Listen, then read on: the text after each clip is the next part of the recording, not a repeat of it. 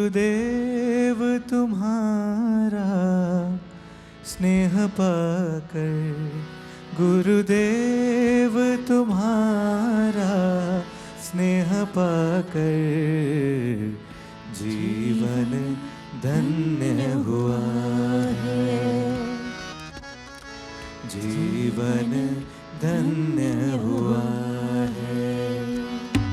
गुरुदेव तुम्हारा स्नेह पाकर, गुरुदेव तुम्हारा स्नेह पाकर जीवन धन्य हुआ, जीवन धन्य हुआ है। शरण तुम्हारी में आकर, शरण तुम्हारी में आकर जीवन धन्य हुआ है, जीवन धन्य हुआ है। गुरुदेव तुम्हारा स्नेह पाकर,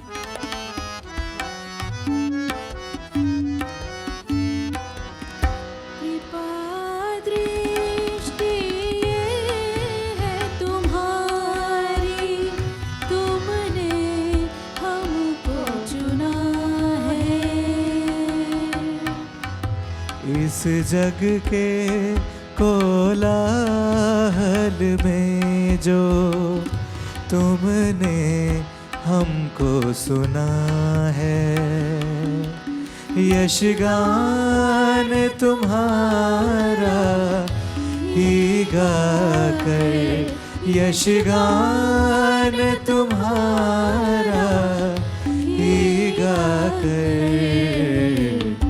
जीवन धन्य हुआ है, जीवन धन्य हुआ है। गुरुदेव तुम्हारा स्नेह पाकर,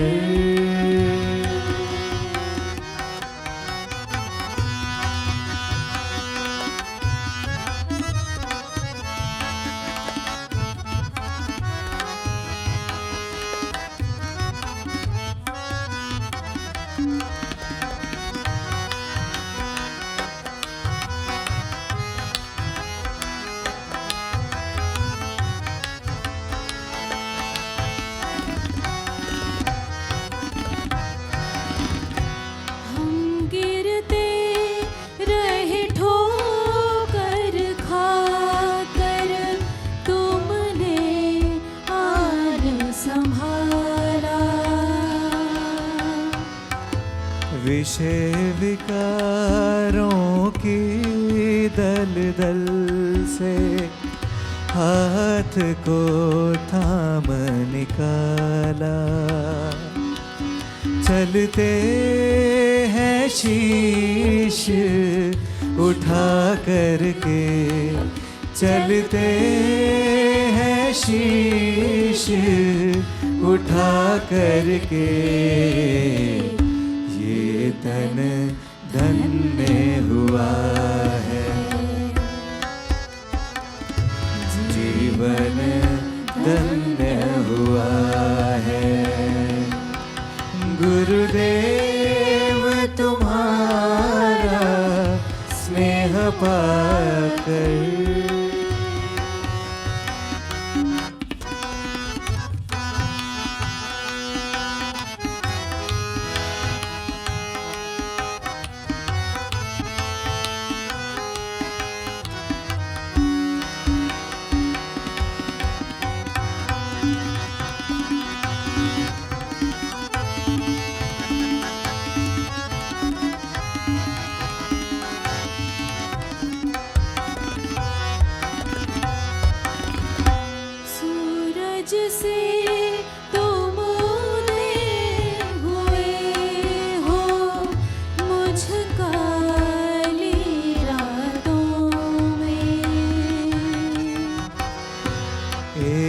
तुम्हारा सच्चा नाता जग के सब नातों में।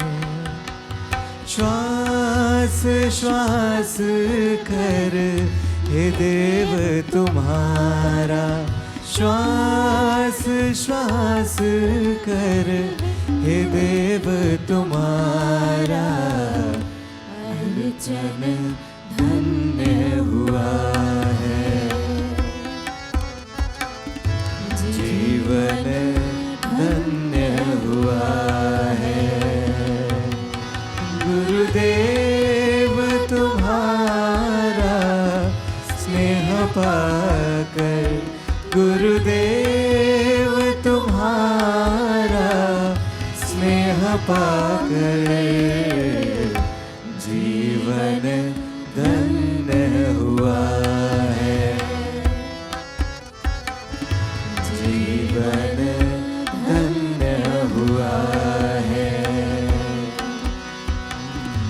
जीवन धन्य हुआ है,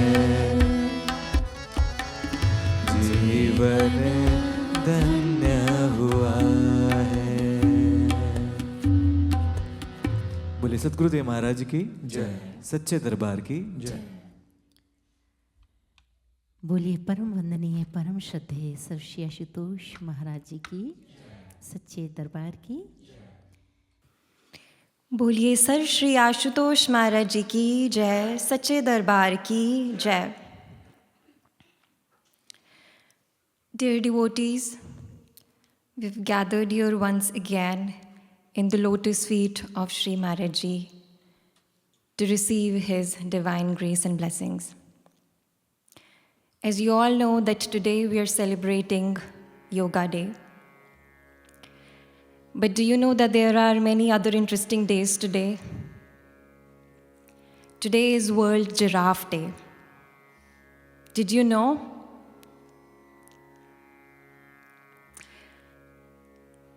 Why do you think they kept this day as Giraffe Day? Okay, tell me, what is the most significant part of a giraffe's body? Neck, the long neck, right. So 21st June is mostly the longest day or the longest night of the year, depending on which hemisphere you're in. Since we are in the northern hemisphere, today is the longest day.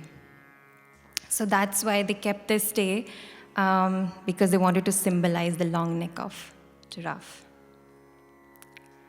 Let me tell you something interesting about giraffes. So giraffes, they sleep in a standing position most of the time. And they do so because if they're sitting, then they are in a vulnerable position, and it takes them a while to get up. And so if someone's going to attack them, then it's going to be a problem for them. That's why they sleep in a standing position. So a standing giraffe is highly avoided by predators because one kick from a giraffe is lethal. So what can we as sadhaks learn from giraffes? We can learn that we need to stick to our stance. In this worldly jungle, we have many predators. And we need to safeguard ourselves, so we need to stick to a stance. And for us, that stance is Sumiran and Sadhana, which is a shield for us. So if you ever find yourself unsafe in this jungle, you know which position to take, the position of Sadhana and Sumiran. The second thing that we can learn from a giraffe is from its long neck. And that would be to elevate our perspective. So when you are standing too close to something, to a situation, to a person, anything, you're not able to see that thing in its entirety. You're missing some sides of it. Some things are invisible because you're too close to it. So, whenever you are faced with a situation, a challenge in life, think like a giraffe or act like a giraffe. Use your long neck, that is your own perspective. Take a back step and look at it with the long neck of the giraffe. Now, that was about giraffes. Today is another interesting day, which is World's Music Day. Did anyone know that? No? And I think it is a perfect occasion to show our deep appreciation and gratitude for our very own music team sitting in front of you. They have been instrumental in getting us ahead in our spiritual journeys, in our devotion, in our bhakti. And each week they show up without fail, helping us connect more and more with Maharaji. And as a token of gratitude, I request everyone to give a huge round of applause for all these musicians on this stage.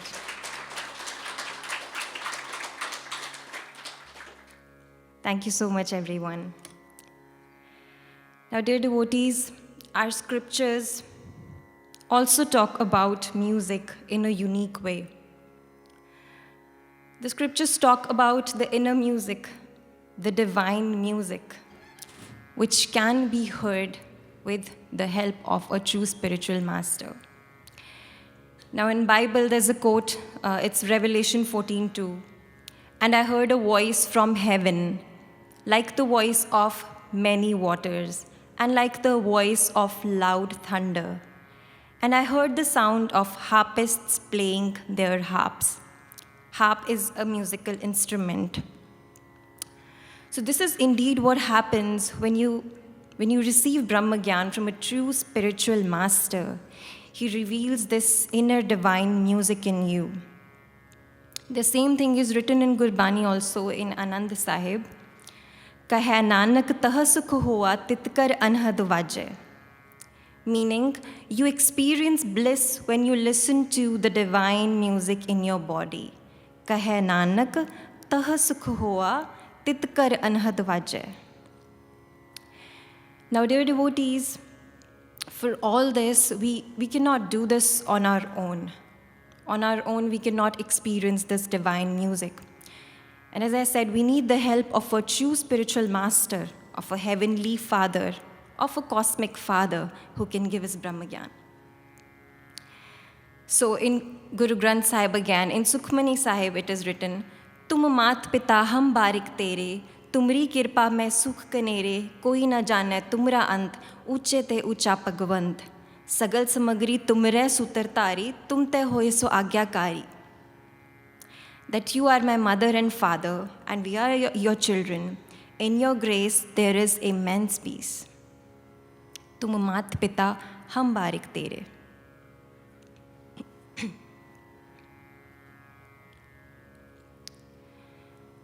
So, it is Father's Day today, and there cannot be a better occasion than this to talk about our Heavenly Father, our Ashupita, about His grace. So, I want to tell you a story today through which you would understand how, as a father, He protects His child in times of crisis. And this is a story about a woman, and I'll call her Komal just for the convenience in narration. So Komal had gotten recently married, and like any other girl, she had dreams of a beautiful, happy married life. But soon, she realizes that she had married a demon in human skin. He does not take any responsibility for the household. He does not do anything. And he does not take care of the children. On the top of that, he screams at her and he beats her up frequently. So Komal is leading this life, and she's not happy. One fine day, she comes back home from work. And as she comes back, the husband is waiting for her, and he welcomes her with a smile. Now Komal gets surprised. She thinks, how did the sun rise in the west today? So the husband says, you should take some rest, and I'm going to heat up some milk for you so you can have it. So he goes to the kitchen, he boils some milk, and he gets it for her. Now, Komal, she drinks a little bit, and she realizes that the milk, it tastes strange. As she's going to take the second sip, she hears a voice, an inner voice, a voice of Maraji. And Maraji says, do not drink this, spill it right now. So she rushes to the washroom and she vomits all that she drank, and she spills all the left milk. Now, when the husband sees all this, he gets very mad, gets outraged, and this escalates, and he becomes physically violent again because he failed in poisoning her. So when this is happening, to make matters worse, he picks up Maraji's swaroop and he throws it on the ground. Now, this was the last straw for Komal. She said, this is enough. I'm not going to endure this anymore. She picks up Maraji's swaroop, she grabs her 2 children and whatever savings she had, and then she leaves the house in the middle of the night. She's crying, she's weeping, she's on the roads, does not know where to go. She's remembering Maraji, she's praying to Maraji, Maraji, I do not have anyone right now. I do not have anyone to protect me. I don't know where to go. Please help me. So as she's walking, she reaches a Gurdwara, and she sits on the stairs of that Gurdwara, and she's continually remembering Maraji. As she's weeping, she sees someone is calling her on her phone. She does not pick the phone because she thinks that it might be her husband who's going to harass her more. So on the 4th call, she picks it up. So from the other side, she hears, Jai Maraji ki behan ji. And she's kind of surprised. So the Swami Bhaiya on the other side is calling her from Noor Mahal, and he asks her, Behanji, where are you right now? And she says, she thinks that it's not a good idea to tell him the truth, so she hides it. And she tells him that I am at home at this point of time, where could I be? So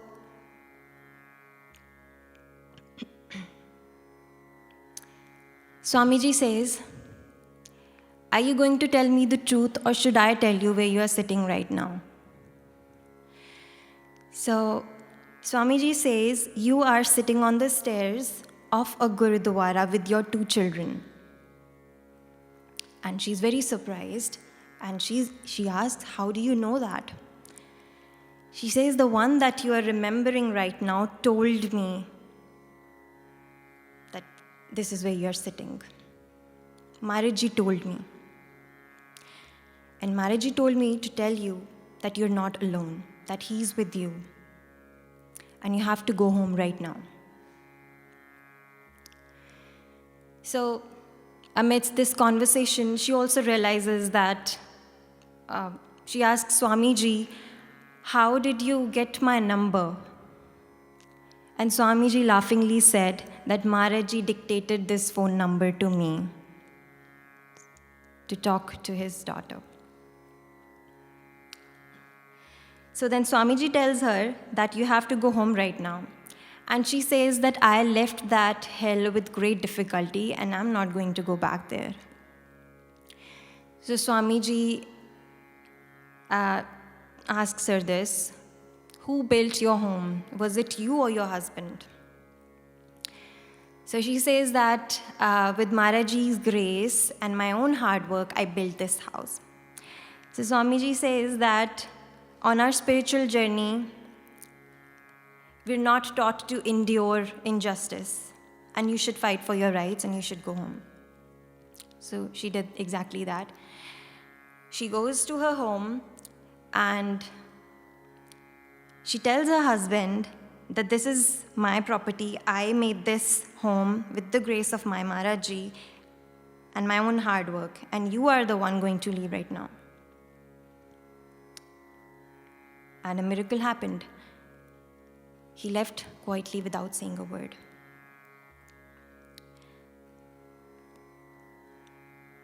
And to this day, she's living in that house. This is called the grace of Maharaji. This is called the grace of a father.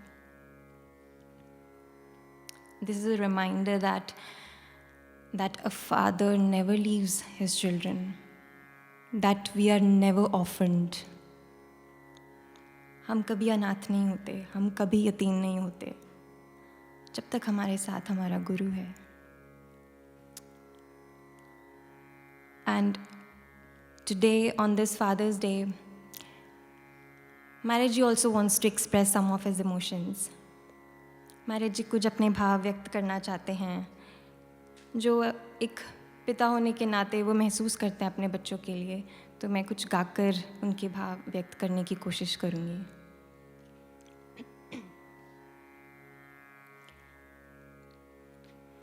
क्या हो गया है ऐसा जो हिम्मत हार बैठे हो, ना उम्मीद हो कि अपने जीवन से क्यों रूठे हो.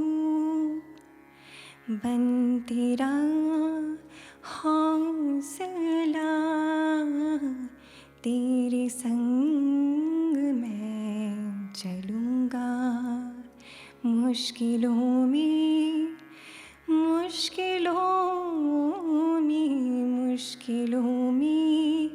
मैं तेरी बन ढाल संग चलूँगा. यूँ ना तुम मायूस हो, कदमों में जहाँ रख दूँगा. यूँ ना तुम मायूस हो, कदमों में जहाँ रख दूँगा. With that, I will rest my views. बोलिए श्री आशुतोष महाराज जी की जय, सच्चे दरबार की जय. धन्यवाद.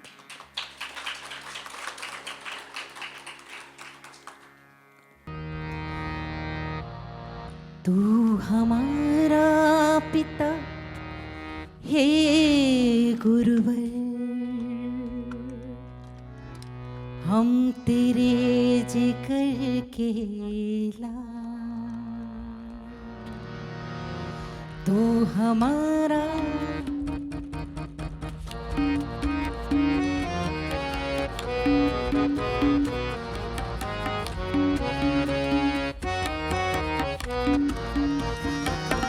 तू हमारा पिता ये गुरुवर, हम तेरे जिक्र के लाल. तू हमारा पिता ये गुरुवर, हम तेरे जिक्र के लाल. एक बार तो आकर देखो रोते बच्चों का हाल. तू हमारा पिता हे गुरुवर, हम तेरे जिक्र के लाल. एक बार तो आकर देखो रोते बच्चों का बिन माली के जैसे बगिया, बिन माली के जैसे बगिया, वैसे फूल सूखे हैं, वैसे ये फूल सूखे हैं। हमें दर्शन दे दो हे गुरुवर, हम तेरे प्यार के भूखे हैं। हमको दर्शन दे दो हे गुरुवर, हम तेरे प्यार के भूखे हैं। हमको दर्शन दे दो हे गुरुवर, हम तेरे प्यार के भूखे हैं।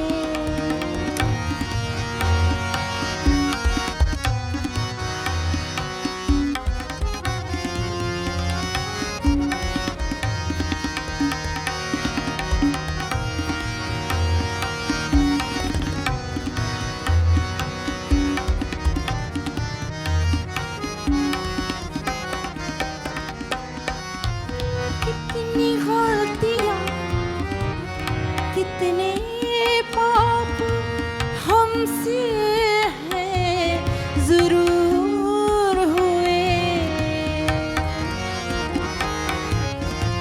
कितनी गलतियाँ, कितने पाप हमसे हैं जरूर हुए। अपने अपराधों के कारण तेरे चरणों से दूर हुए।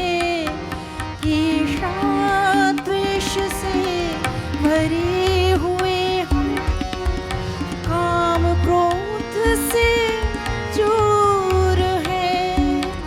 फिर भी तेरे लिए गुरुवर, हृदय में प्रेम जरूर है। याद तुम्हें हम हर पल करते, याद तुम्हें हम हर पल करते। चाहे भाव हमारे रूठे हैं, याद तुम्हें हम हर पल करते। चाहे भाव हमारे रूखे हैं।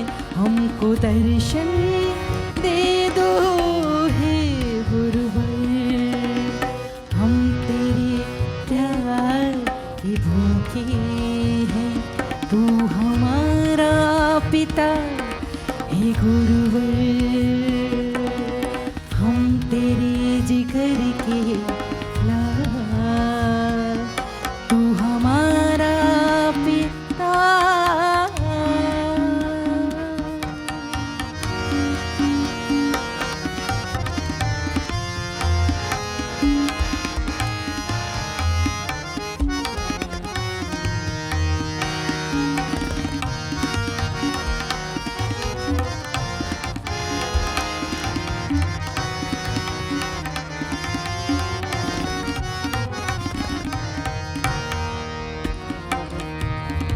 जैसा तुमने चाहा गुरुवर, वैसे हम न बन पाए।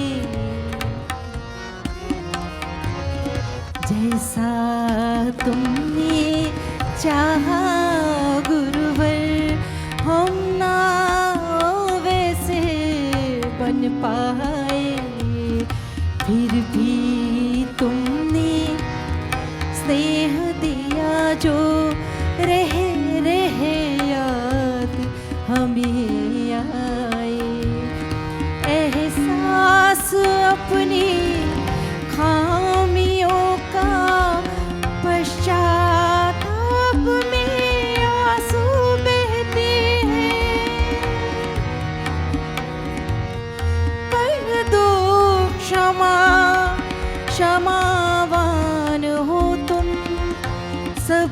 तुमको आशुतोष कहते हैं। तड़प रही है रूह हमारी, तड़प रही है रूह हमारी कि हमसे गुरुवर रूठे हैं। तड़प रही है ये रूह हमारी कि हमसे गुरुवर रूठे हैं। हमको दर्शन दे दो हे गुरुवर, हम तेरे प्यार के भूखे हैं। तू हमारा पिता हे गुरुवर, हम तेरे जिगर के लाला। एक बार तो आकर देखो रोते बच्चों का हाल। बिन माली के जैसे बगिया, बिन माली के जैसे बगिया, वैसे ये फूल सूखे हैं, वैसे ये फूल सूखे हैं। हमको दर्शन दे दो हे गुरुवर, हम तेरे प्यार के भूखे हैं। हमको दर्शन दे दो हे गुरुवर, हम तेरे प्यार के भूखे हैं। हो हमारा पिता हे गुरुवर, तू हमारा पिता हे गुरुवर, तू हमारा पिता हे गुरुवर। हम तेरे जिगर के लाल।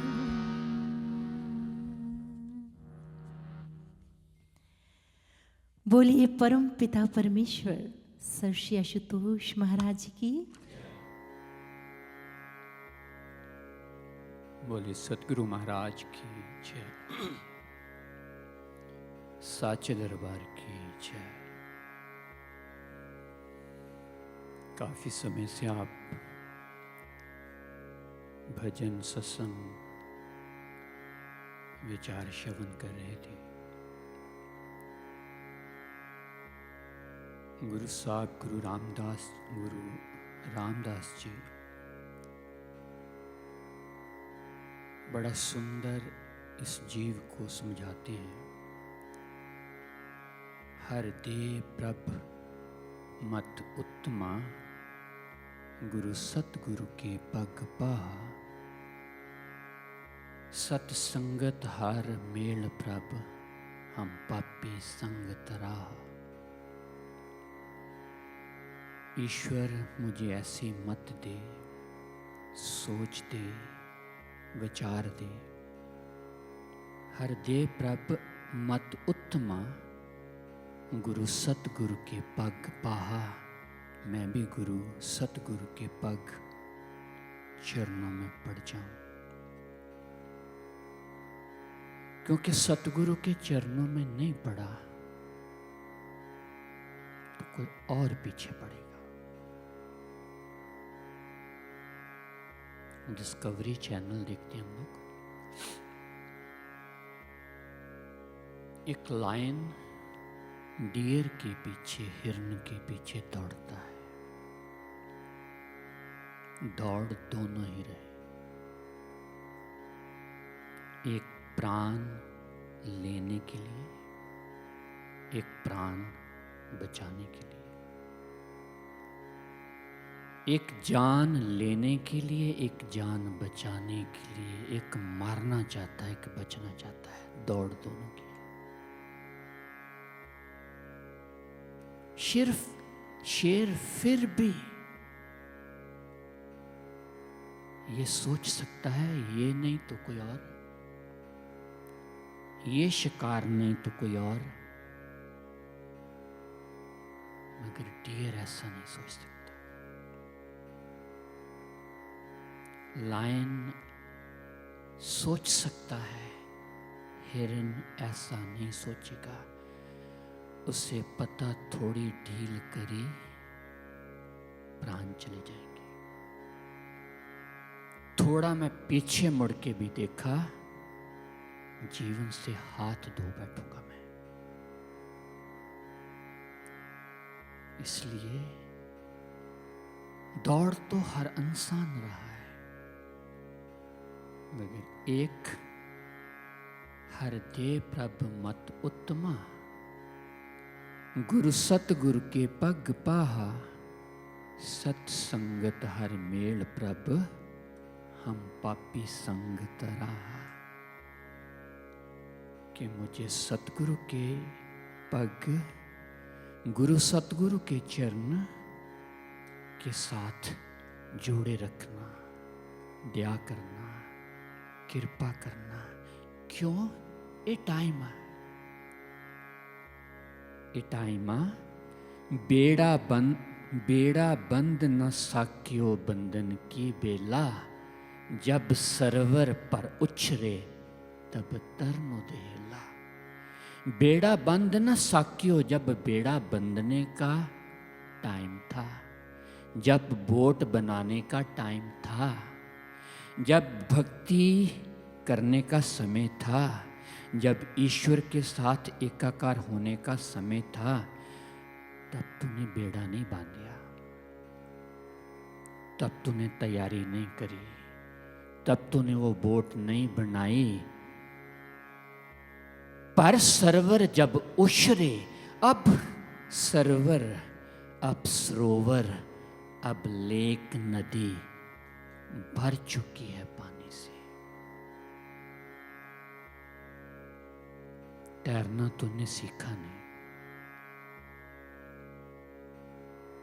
बेड़ा तेरे पास है नहीं, बोट तेरे पास है नहीं, अब सोच क्या करेगा? सोच क्या करेगा?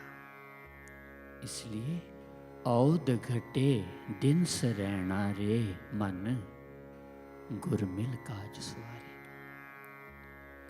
दिवस घटे दिन रहना, दिन रात के माउस चूहे श्वास रूपी डोर को काट रहे हैं। अवध घटे दिन सरैना रे मन, गुरमिल काज सवारे। ए संसार बेकार संशय, मोह तार्यो ब्रह्म ज्ञानी। जिसे जगाए प्याए ए रस, अकथ कथा। अकथ जो कथने में नहीं, बोलने में नहीं, पढ़ने में नहीं। जब जगाएगा संत सतगुरु, कृपा करेगा संत सतगुरु,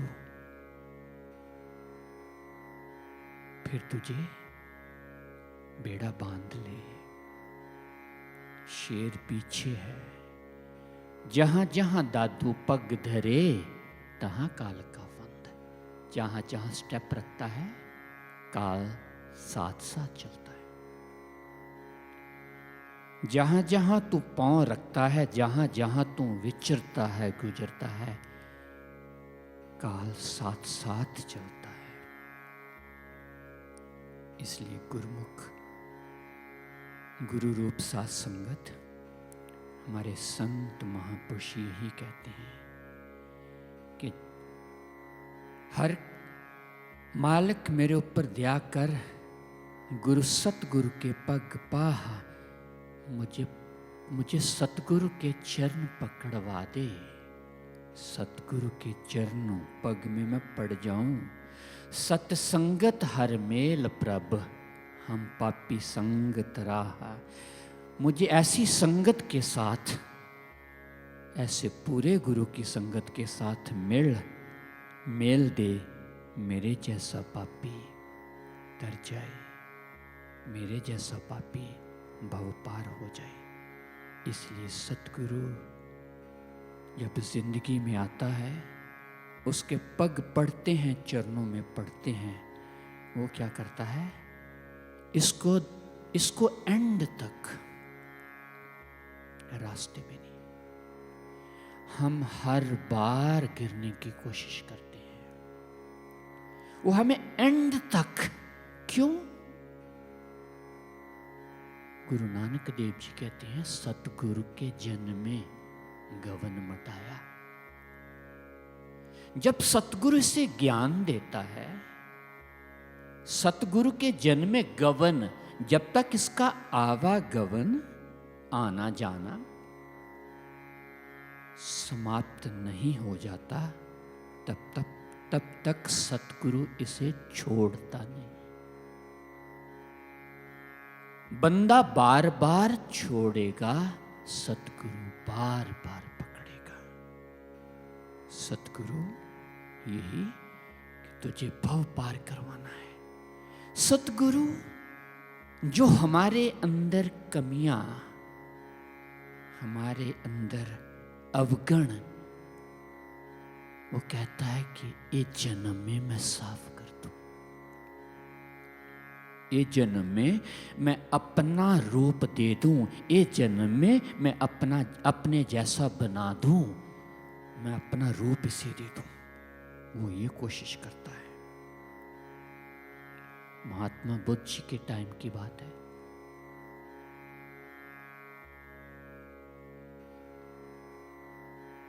महात्मा बुद्ध या गुरु महापुरुष एक भगत को या सभी को पकड़ते हैं एक टूल की तरह।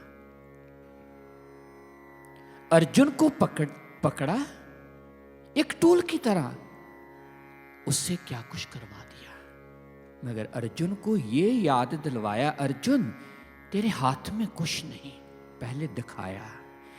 जिनके साथ मैं फाइट करने को कह रहा हूं, ये सारा पहले मैंने सब कुछ किया धरा है। जो मैं तुझे इसलिए मैं पहले अनुभव करवा रहा हूं, जो तू करने जा रहा है, ये पहले मैंने करा धरा है। श्रेय, मान, प्रतिष्ठा, लोगों की वाह वाह, मैं केवल तेरे हाथ में देना चाहता हूं। इसलिए मैं चुनता हूं, इसलिए मैं पकड़ता हूं, इसलिए मैं सत्संग के अंदर लेकर आता हूं, इसलिए मैं सत्संग के अंदर बैठाता हूं। सत्संगत हर मेल प्रभु, हम पापी संगत राहा। सत्संगत के मेल हम जैसे पापी तर जाए। जिस समय भगवान कृष्ण जी ने अर्जुन को पकड़ा, सब कुछ फिनिश हुआ, तब अर्जुन के अंदर एक घंटी बजी, आज मैं ना होता तो। उसी क्षण कृष्ण बबरीक के पास लेकर जाते हैं। अहंकार ऑन स्पॉट तोड़ देते हैं। गलत फहमी में मत रहना, तेरे हाथ में कुछ भी नहीं था। आज चिरया महात्मा बुद्ध जी का शिष्य, बहुत विद्वान, पढ़ा लिखा, गुरु कृपा से एक प्रवक्ता, बोलना भी बड़ा अच्छा ढंग शलीका सीख लेता है। गुरु सेवा लगाते हैं महात्मा बुद्ध, जगह जगह जाके जीवों को जगाओ। जो सो रहे जीव हैं, क्योंकि साध संगत मन सोवत जागे, तब प्रभ नानक मीठे लागे। जब साधु की संगत का सानिध्य मिलता है, तब सोए मन को गुरु जगा देता है। तेरा काम और है कुछ। चिरया को बताया, समझाया, सेवा कर डट के। चिरया जहां जहां सेवा करते हैं, प्रचार करते हैं, भीड़ इकट्ठी होती है। चेरिया जी जो बोलते हैं लोग मंत्र समझकर फॉलो करते हैं, प्रचार बढ़ता है। यहां गलती क्या हो जाती है? चेरिया जी के मन में ये अर्जुन की तरह, शायद मेरे बोलने से लोग इकट्ठे हो रहे, शायद मेरे बोलने से लोगों को अच्छा लग रहा है, शायद मेरे कारण प्रचार हो रहा है, शायद मेरे कारण भवन चल रहे हैं।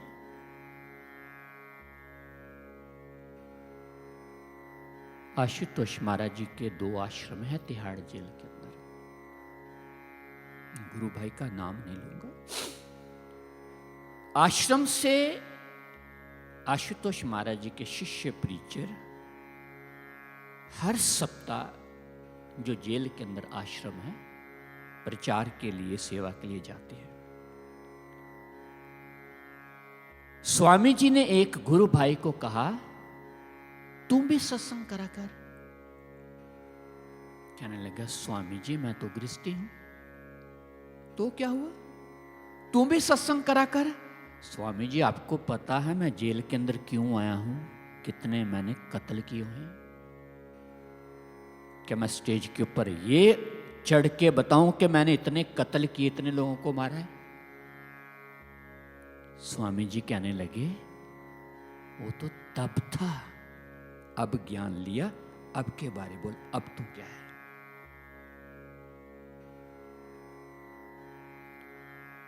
समझा बुझा के स्वामी जी ने ये गुरु सेवा कर तो सही। कहता ठीक है स्वामी जी, अगर आपकी आज्ञा और महाराज जी का यही हुक्म है तो मैं अगले सप्ताह संडे सत्संग जरूर करूंगा। नेक्स्ट संडे आया, उसे पता था कि उसके अंदर, क्योंकि जिस समय सत्संग से पहले पहले उसका शरीर कांप रहा था, मैं कैसे बोल पाऊंगा, मुझे तो पता ही कुछ नहीं।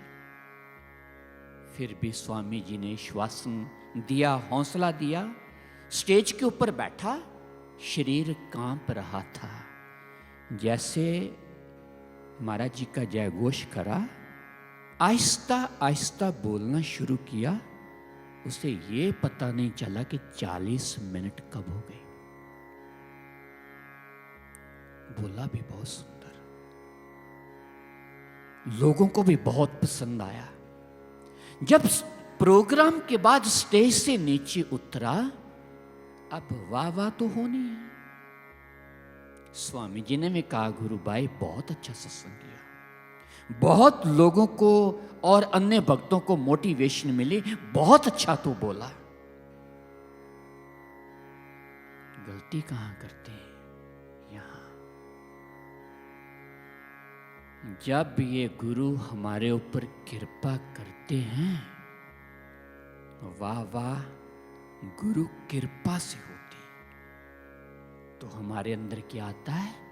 अच्छा मैंने ऐसा कर दिया, मैं इतना अच्छा बोल सकता हूं, मैं इतना अच्छा कर सकता हूं। गुरु भाई के अंदर अहंकार आता है। मगर भागवत प्रेमियों, ये इतना सूक्ष्म है, ये इतना सूक्ष्म है, बंदे को अंधा ही कर देता है, समझ बनी आती। आप काम पर विजय प्राप्त कर लोगे, अहंकार पर कर लोगे, मोह पर कर लोगे, मगर एंड में क्या होगा? मैंने कर दिया, यहां फिर फंस जाएंगे। इतना सूक्ष्म है ये। यही कहते हैं, इक्का संगत इकत ग्रह बसते, मिल बात ना करते भाई, अंतर लख नहीं जाए लखिया, विच पड़दा होमे पाए।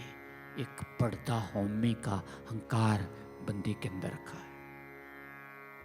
अब नेक्स्ट वीक फिर स्वामी जी ने आश्रम के अंदर आना है, सत्संग करना है। जब स्वामी जी सत्संग कर रहे थे, गुरु भाई क्या सोच रहा है? स्वामी जी से अच्छा तो मैं बोल सकता हूं। जो ये टॉपिक इन्होंने शुरू किया है, इनसे अच्छा तो मैं एक्सप्लेन तो मैं अच्छा कर सकता हूं उससे, क्योंकि बंदे को तब समझ नहीं पड़ती। इनसे अच्छा तो मैं बोल सकता हूं। जब प्रोग्राम खत्म हुआ, स्वामी जी के पास गुरु भाई जाकर कहने लगे, भैया जी अगर आपकी आज्ञा हो नेक्स्ट वीक मुझे सत्संग की सेवा दोबारा मिल सकती है? स्वामी जी कहने लगे, क्यों नहीं मिल सकती? अगर आप सेवा करनी चाहती हो तो क्यों नहीं, नेक्स्ट वीक आपकी सत्संग की टर्न है। जब अगला सप्ताह वीक आया, स्टेज के ऊपर बैठा, किसी न किसी ढंग से ये तो बोल दिया, सतगुरु महाराज की जय, बस के आगे जुबान बंद हो जाती है, क्योंकि ब्लैंक सतगुरु कर देता है। स्वामी जी ने मौके को संभालते हुए स्टेज के ऊपर आकर, ऐसा कभी कभी हो जाता है, तब वो नीचे बैठकर पूरी रील चलने लगी, ये हुआ क्यों? समा गुजरा, महाराज जी के पास बैठने का मौका मिला। एक इलेक्ट्रॉनिक महाराज जी के पास टॉय पड़ा था, चिड़िया। वो चिड़िया जैसे बोलो वैसा रिपीट करती थी। महाराज जी ने उसको पकड़ा, कहने लगे उस चिड़िया को, हूं सत्संग अच्छा कर लेती है। चिड़िया रिपीट करती है। अब वो चिड़िया ने क्या बोला, और भगत के अंदर से आंसू बह रहे थे, क्योंकि उसे पता चला, ये समझ आया किसे जा रहा है। ऐसा ही चिड़िया के साथ, ऐसा ही चिड़िया के साथ कि इतनी भीड़ इकट्ठी हो रही, इतना मान बढ़ाई प्रशंसा शायद मेरे कारण हो रहा है। जब सतगुरु को पता चलता है कि इसके अंदर सबसे खतरनाक अवगुण प्रकट हो चुका है, सतगुरु कोशिश कर देते हैं उसे काटने की। जब किसान को ये पता चलता है कि फसल के अंदर घास उग गया, अभी से बाहर निकालना जरूरी है, नहीं तो फसल खराब कर देगा।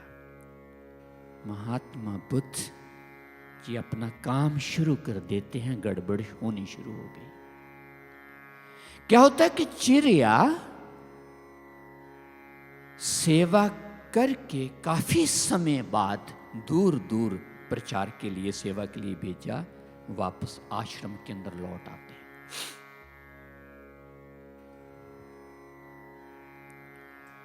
जब वापस आते हैं तो अनाथ पंडित जिस आश्रम के अंदर चिड़िया आते हैं, तो वहां सेवा संभाल रहे थे आश्रम के। अनाथ पंडित जी कहते हैं कि चिड़िया जी कैसे रहा आपका सफर, कैसे रही आपकी सेवा? कहने लगे, गुरु महाराज जी की कृपा से अच्छा है। अच्छा, फिर कल से आपकी सेवा जंगल से लकड़ियां काटने की है। चिड़िया ने जब ये सुना, लोग तो मेरे पांव को हाथ लगा रहे, मेरी वाह वाह कर रहे, एक शब्द बोलता हूं तो लोग मंत्र की तरह उसे लिसन करते हैं, मेरे कारण कितना प्रचार हो रहा। नाथ पंडित को यह नहीं पता कि किसको सेवा कैसी देनी चाहिए। क्या महात्मा बुद्ध गुरु जी भी कैसी सेवा ये दे देते हैं, जिनको ये नहीं पता मैं इतना बड़ा विद्वान, शास्त्रों को जानने वाला, इतने लोग मुझे सुनने वाले, इतना पढ़ा लिखा, क्या महात्मा बुद्ध जी को ये नहीं पता था आश्रम के अंदर किसको कैसी सेवा देनी है? जो जिसको सेवा दी है उसको ये तो पता होना चाहिए, बंदा देखकर सेवा दे, उसको ये तो पता होना चाहिए किस बंदे को कौन सी सेवा देनी चाहिए। हम भूल जाते हैं गुरु दरबार के अंदर केवल सतगुरु की कृपा चलती है। ये तो बंदा तो एक इंस्ट्रूमेंट होता है, बंदा तो एक यंत्र होता है। इसलिए महात्मा बुद्ध जी ने अनाथ पंडित को एक यंत्र की तरह आश्रम के अंदर रखा था। उस समय चर्या जी की करते हैं,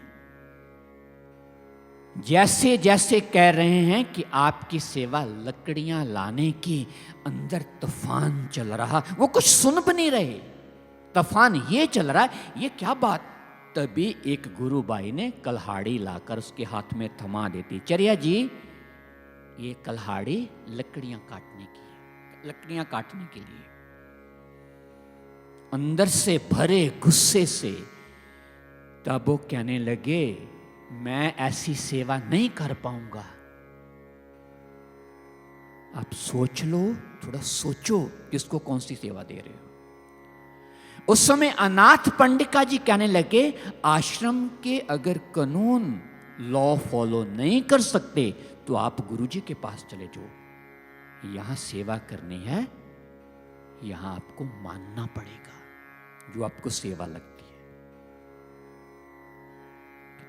ठीक है, फिर मैं गुरु के पास ही चले जाता हूं। चर्या जी क्या करते हैं, जहां महात्मा बुद्ध रहते थे उस आश्रम के अंदर पहुंच जाते हैं। पता चलता है महात्मा बुद्ध जी भिक्षा लेने के लिए गए हुए हैं, क्योंकि खेल पीछे सारा गुरु कर रहा था। ये बिना बोले सारा कुछ गुरु दरबार के अंदर होता है, मगर ये सिग्नल कौन समझता है, ये भाषा कौन समझता है, ये गुरु की वाणी, गुरु के सिग्नल कौन समझता है? जो अंतर मन, जो अंतर ध्यान, जो ध्यान करते हैं वो समझ पाते हैं गुरु क्या समझाना चाहते हैं। एक प्रीचर आशुतोष महाराज जी के पास आया, महाराज जी मैंने मन के अंदर के महाराज जी से आशीर्वाद लेकर आऊं, महाराज जी के चरणों में प्रणाम की कि कुछ मुझे आज्ञा देंगे, कोई वर्ड, कोई शब्द, कोई वचन बोलेंगे, सेवा के लिए जा रहा हूं। जिस समय महाराज जी के चरणों में प्रणाम किया तो महाराज जी मौन हैं, इंतजार कर रहे हैं कि महाराज जी को पता है मैं दूर सेवा के लिए जा रहा हूं, महाराज जी कुछ तो आज्ञा करें मुझे, कुछ तो आशीर्वाद, कुछ तो वचन बोले। महाराज जी के पास एक सूरजमुखी का फूल था, महाराज उसकी पत्तियां तोड़ते जा रहे हैं, मगर भगत इंतजार कर रहा है कब महाराज जी मुझे कुछ शब्द कहें, मैं प्रणाम करूं और सेवा के लिए जाऊं। और महाराज जी उस सूरजमुखी फूल की पत्तियां तोड़ते जा रहे हैं, एंड में जब वो बीच वाला पार्ट बचता उसको भी महाराज जी टुकड़े टुकड़े कर देते हैं, अपनी मुट्ठी में लेकर टाइम पड़ा महाराज जी अपने चरणों में फेंक देते हैं।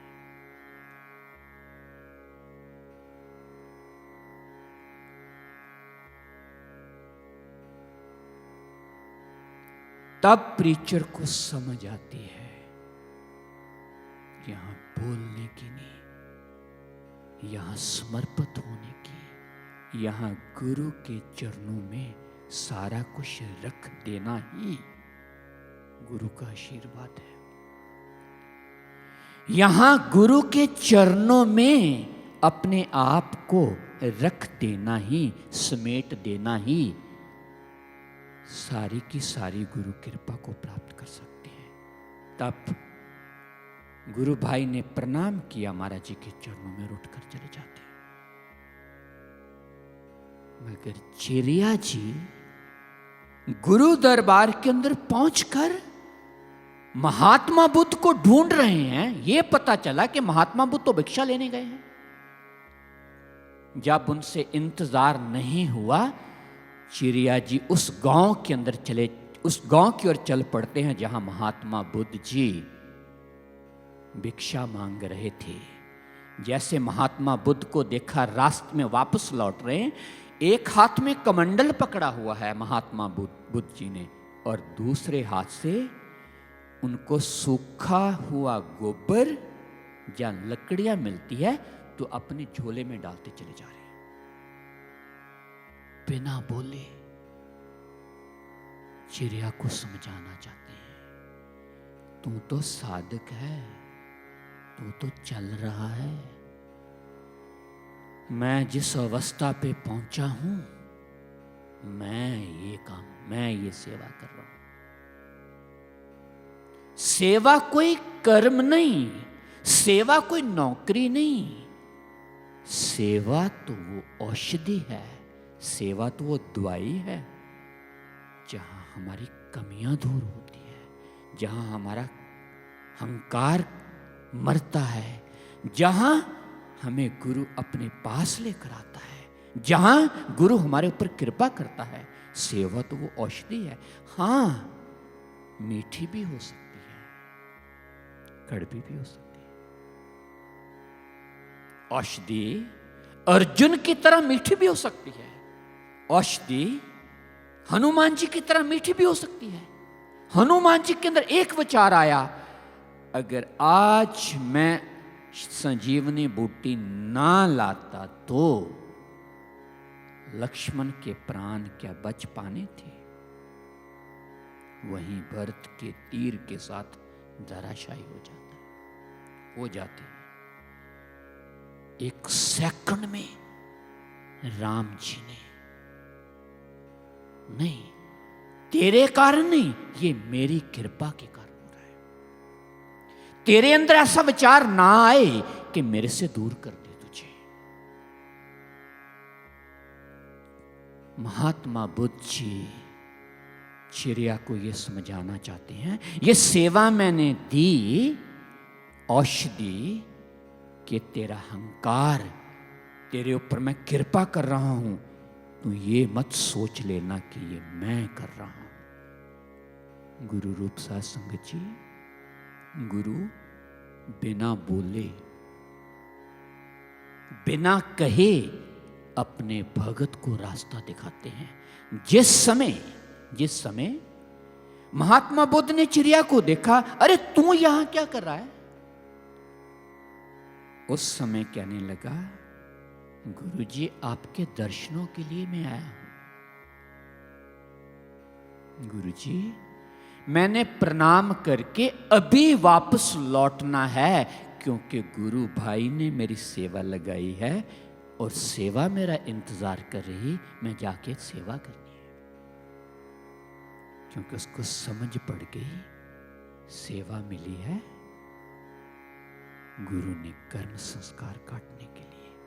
उसे समझ पड़ गई मैं इतना बड़ा प्रीचर था, जगह जगह जाके प्रचार करता था, लोग मुझे सुनते थे, एक शब्द बोलने से लोग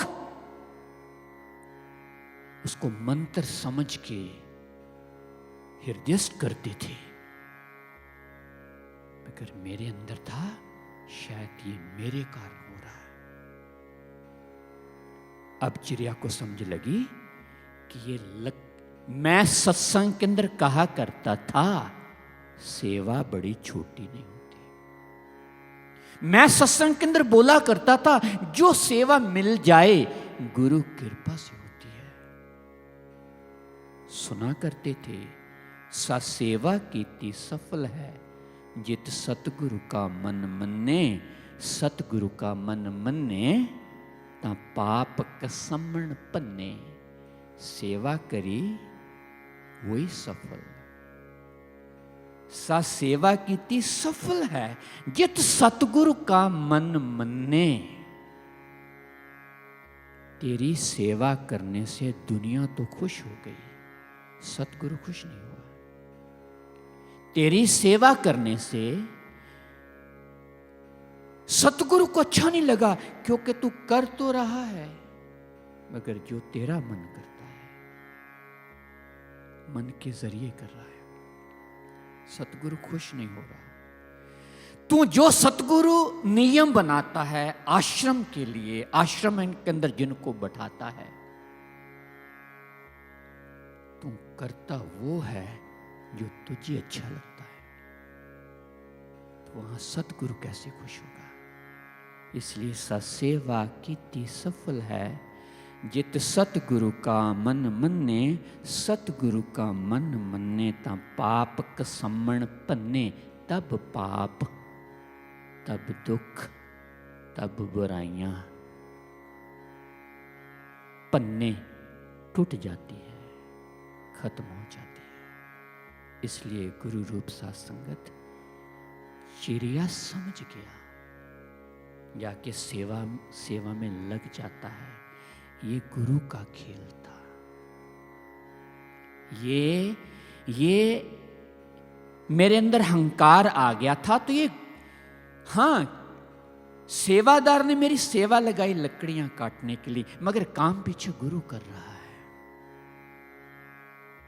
सेवा मेरी गुरु ने लगाई थी, मगर मैं इतना अंदर ना जाकर मैं बाहर समझ बैठा है। इसलिए गुरु रूप साथ संगत जी, यही जब सतगुरु दिव्य दृष्टि खोलता है, जब सतगुरु हमें ज्ञान देता है, जब सतगुरु यही बार बार कहता है, तो अंतर्मुखी हो, तू ध्यान कर, क्योंकि एक शब्द से, एक ईश्वर के शब्द से इतनी पावर है उसके अंदर, तू सारा कुछ ही प्राप्त कर सकता है उससे, मगर अंतर्मुखी, अंदर जाने से। इसलिए गुरु साहब कहते हैं कि एको नाम निदान है, एको नाम निदान है, सुन पंडित सिख सच सोई। दूजा पाई चेता पड़े, पढ़त गणत सदा दुख होई। एको नाम निदान है, एक ही नाम, एको नाम, एको नारायण, त्रै भवन एक है ज्योति। एक ही नाम, एक ही नारायण, तीनों भवनों में उसकी ज्योत। इसलिए गुरु नानक देव जी कहते हैं, वो कहते एको ज्ञान ध्यान धुन वाणी। एको ज्ञान ध्यान धुन, जो ध्वनि चल रही बंदे के अंदर, एको ज्ञान एको ध्यान, एको ज्ञान ध्यान धुन वाणी। एक निरालम अकथ कहानी, एक निरालम अकथ, जो कथनी में नहीं, बोलने में नहीं, पढ़ने में नहीं, लिखने में नहीं। एको शब्द सच्चा निशान, पूरे गुरते जानी जान। जब पूरे गुरु ने, इसलिए पूरे गुरु ने जब जना दिया, पूरे गुरु ने दिखा दिया, पूरे गुरु ने कृपा करी। अब अपने कल्याण के लिए क्या कर, मन मंदिर तन वेश कलंदर। इस मंदिर के अंदर, इस तन के अंदर कलंदर, बाजीगर, दुनिया नचाने वाला। इस तन के अंदर मजिशियन, इस तन के अंदर बाजीगर, दुनिया नचाने वाला। मन मंदिर तन वेश कलंदर, घट ही तीर्थ नावा। एक शब्द मेरे प्राण बसत है, बहुड़ जन्म नहीं आवा। कितनी बड़ी बात है। एक शब्द मेरे प्राण बसत है, एक शब्द है प्राणों में बसा हुआ। गुरु कृपा से जानकर क्या कर, सास सास सिमरो गो बिंद। सास सास सिमरो गोबिंद, मन अंतर की उतरे चिंद। मन अंतर, जो मन के अंतर चिंताएं, दुख, परेशानियां, प्रॉब्लम्स, कर्म, केवल श्वास श्वास से सारा कुछ साफ कर देंगे, धो देंगे। मगर शर्त सांस सांस से। शर्त क्या है? सावधान एकाग्र चित्त। सावधान होके चित्त को एकाग्र करके बैठना है, ध्यान करना है। सिमरे मना, सिमरे मना, राम नाम चितारे। सिमरे मना, सिमरे मना, राम नाम चितारे। सिमरे मना, सिमरे मना, राम नाम चितारे। वसरे हृदय, वसरे हृदय, गुरु चरण प्यारे। वसरे हृदय, गुरु चरण प्यारे। सिमरे मना, सिमरे मना, राम नाम चितारे। सिमरे मना, सिमरे मना, राम नाम चितारे।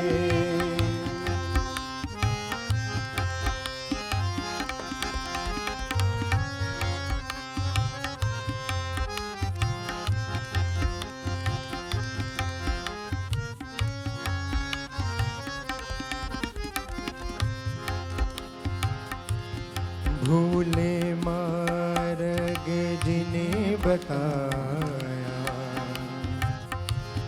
ऐसा गुर वड पागी पाया। भूले मार्ग जिन्हें बताया, ऐसा गुर वड पागी पाया। ऐसा गुर वड पागी पाया। ऐसा गुर वड पागी पाया। सिमरे मना, सिमरे मना, राम नाम चितारे। सिमरे मना, सिमरे मना, राम नाम चितारे।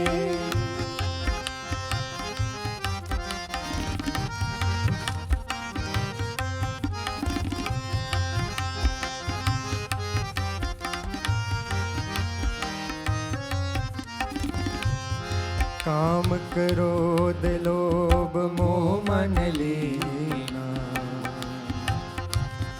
बंधन काट मुक्त गुर कीना। काम क्रोध लोभ मोह मन लीना, बंधन काट मुक्त गुर कीना। बंधन काट मुक्त गुर कीना। बंधन काट मुक्त गुर कीना। सिमरे मना, सिमरे मना, राम नाम चितारे। सिमरे मना, सिमरे मना, राम नाम चितारे।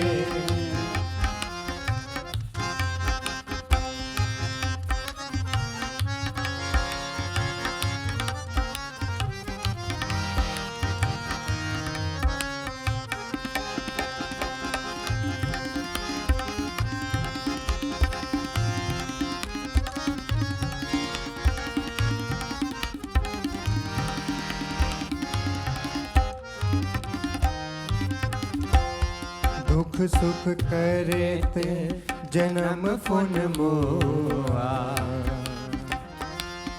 चरण कमल गुरु आश्रम दिया। दुख सुख करे ते जन्म फुन मोआ। चरण कमल गुरु आश्रम दिया। चरण कमल गुरु आश्रम दिया। चरण कमल गुरु आश्रम दिया। सिमर मना राम नाम चितारे। सिमर मना राम नाम चितारे।